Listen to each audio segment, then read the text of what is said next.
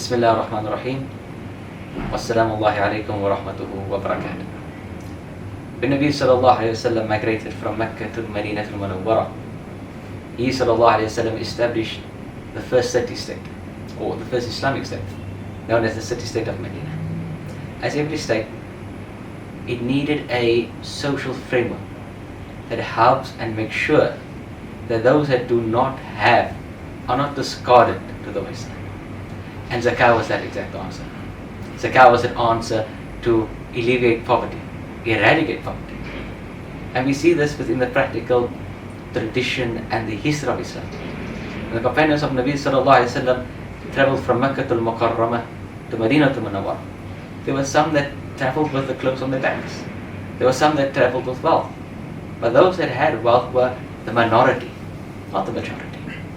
And that is why Nabi sallallahu alayhi wa sallam, by the divine decree of Allah subhanahu wa ta'ala, gifted, not made it as a liability, but the gift of Zakāh.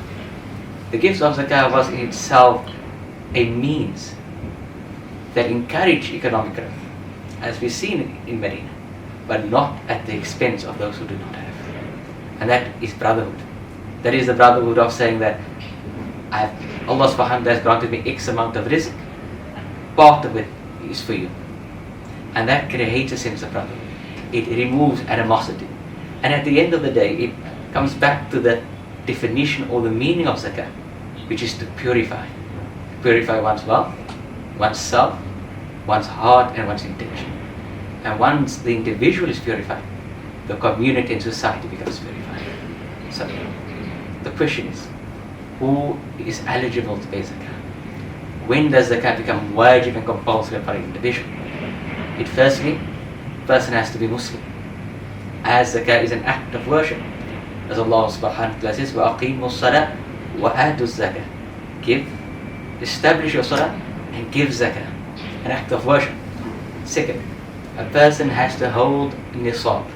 Nisab is the minimum threshold for which Zakāh becomes liable and compulsory thereafter, which we can get into a bit later. Thereafter, the person has to hold the nisab for a lunar year, not a Gregorian or a solar year, but an Islamic year. And obviously that differs from one person to the next, to make sure that there's a continuous flow of economic relief to society, that we do not have to wait January or February only, that it is a continuous flow and a pump within our society.